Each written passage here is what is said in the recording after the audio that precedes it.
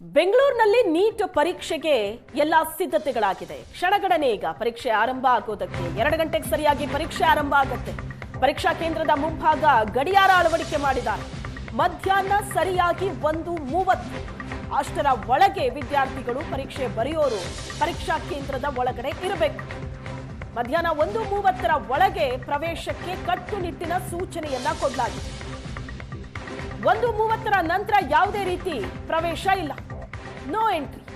ಗೇಟಿನ ಮುಂಭಾಗವೇ ಫಲಕವನ್ನ ಅಳವಡಿಸಿದ್ದಾರೆ ಸಿಬ್ಬಂದಿ.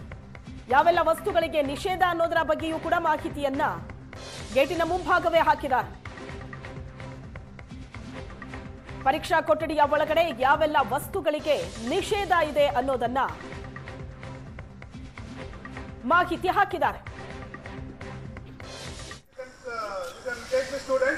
When 200 meters is declared as the, all the candidates can come and form the line. They can complete the verification process and they can go inside as soon as possible. It will be easy for you to remain calm.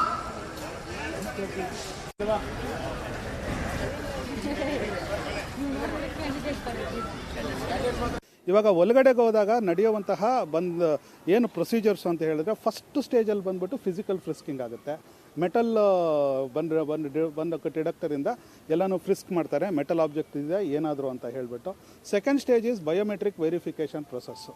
ಅಲ್ಲಿ ಆನ್ಲೈನಲ್ಲಿ ಅವರ ಒಂದು Aadhaar based ಎಲ್ಲನೂ ಏನೇನು register ಆಗಿರುತ್ತೆ ಅದನ್ನು ನೋಡಿ verify ಮಾಡಿ ಅದ್ರ ಮೇಲೆ ಒಂದು ಹಾಲೋಗ್ರಾಮ್ ಸ್ಟಿಕ್ಕರ್ ಹಾಕ್ತಾರೆ.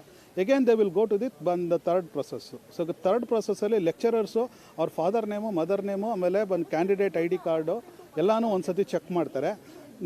ಫೋರ್ತ್ ಸ್ಟೇಜಲ್ಲಿ ಅವ್ರನ್ನ we will send them to the classes. So ಅಲ್ಲಿ ಕ್ಲಾಸಲ್ಲಿ ಇಬ್ಬರು ಇನ್ವಿಜಿಲೇಟರ್ಸು ಇರ್ತಾರೆ. ಆ ಇನ್ವಿಜಿಲೇಟರ್ಸು ಏನು ಮಾಡ್ತಾರೆ ಅಂತ ಹೇಳಿದ್ರೆ ಇನ್ನೊಂದು ಸತಿ ಅವರ ಎಂಟ್ರೀಸ್ನೆಲ್ಲನೂ ಖಾತ್ರಿ ಮಾಡಿಕೊಂಡು ಅವ್ರನ್ನ ಅವರ ಪ್ಲೇಸಲ್ಲಿ ಕೂರಿಸ್ತಾರೆ. ಹೌದಾ, ಅಲ್ಲಿ ಅವರು 1:15 1:40 ತನಕ ಅವರು ನಮ್ಮ ಕಾಲೇಜ್ ಒಳಗಡೆ ಹೋದ್ಮೇಲೆ ಎಂಟ್ರ್ ಆಗ್ತಾರೆ. 1:40ಗೆ ಅವ್ರಿಗೆ ನಾವು NTA ನಮಗೇನು ಬಂದಿರುತ್ತೆ ಬುಕ್ಲೆಟು ಅದನ್ನು ಕ್ಯಾಂಡಿಡೇಟ್ಸ್ ಮುಂದ್ಗಡೆನೆ ಅವ್ರ ಸಿಗ್ನೇಚರ್ಸ್ ತೊಗೊಂಡು ಇಬ್ಬರದು ಓಪನ್ ಮಾಡಿ ಅವ್ರಿಗೆ ಕೊಡ್ತೇವೆ. ಇಲ್ಲಿ 5:15ಗೆ ಎಕ್ಸಾಮ್ ಮುಗಿಯುತ್ತೆ. 5:15ಗೆ ಎಕ್ಸಾಮ್ ಮುಗಿದ್ಮೇಲೆ ಅವ್ರದ್ದು ಹತ್ರ ಎಲ್ಲನೂ ಕಲೆಕ್ಟ್ ಮಾಡಿಕೊಂಡು ಅವರ ಸಮ್ಮುಖದಲ್ಲೇ ಒರಿಜಿನಲ್ OMRಸ್ನ ಪಿಂಕ್ ಕಲರ್ ಸ್ಲಿಪ್ಪಲ್ಲಿ ಹಾಕಿ ಅದನ್ನು ಕ್ಯಾಂಡಿಡೇಟ್ಸ್ ಸಮ್ಮುಖದಲ್ಲೇ ಅದನ್ನು ಸೀಲ್ ಮಾಡಿ.